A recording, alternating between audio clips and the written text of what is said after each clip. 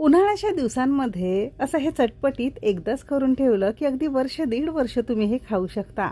अजिबात खराब होणार नाही. एखाद्या दिवशी घरामध्ये भाजीला काही नसेल तर चपाती भाकरी बरोबर तुम्ही खाऊ शकता. वरण भाताबरोबर तोंडी लावून खाण्यासाठी एकदम मस्त आहे. किंवा थालीपीठ झालं, ब्रेड झाले किंवा वेगवेगळे पराठे झाले, सगळ्यांबरोबर हे चटणी म्हणून तुम्ही खाऊ शकता. म्हणजे आहे की नाही एकदम कामाची रेसिपी.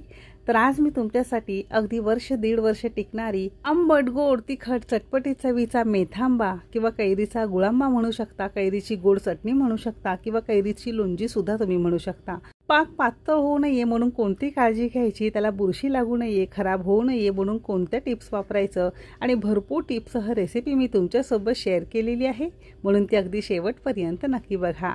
जर रेसिपी आवडली तर एक लाईक नक्की करा. चला तर मग वेळ न घालवता रेसिपीला सुरुवात करूया.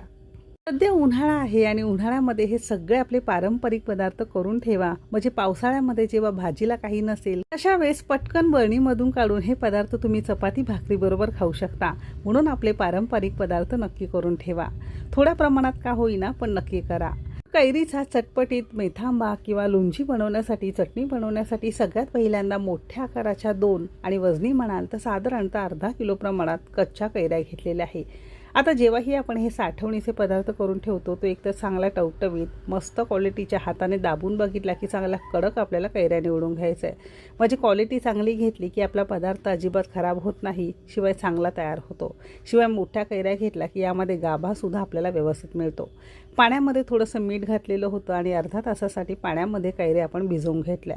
म्हणजे याला चीक माती काही घाण वगैरे असेल ते स्वच्छ होऊन आपल्याला मस्त कैऱ्या मिळतात.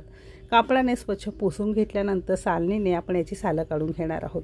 तुम्ही अगदी सुरीने काढून घेतलं तरी सुद्धा चालू शकेल.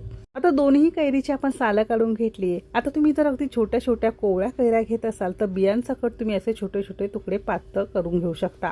पण इथे मोठ्या आकाराच्या किंवा कडक निभार असलेलं बीची मोठी कैरी घेतली असल्यामुळे त्याचा कडक भाग न घेता फक्त गर आपण चिरून घेतलाय आणि याला अगदी पातळ पातळ तुकड्यांमध्ये चिरून घेतलंय. असं हे मस्त पातळ जितकं चिरून घ्याल तितकं लवकर शिजायला मदत होईल किंवा याच्या आतपर्यंत रस चांगला मुरला जातो. तर याच पद्धतीने दोन्ही किंवा अर्धा किलो कैरी आपण इथे छान चिरून घेतलेली आहे. अशी सुरुवातीला आपली ही तयारी झालेली आहे. आता फायनली आपण याला आता फोडणी देणार आहोत.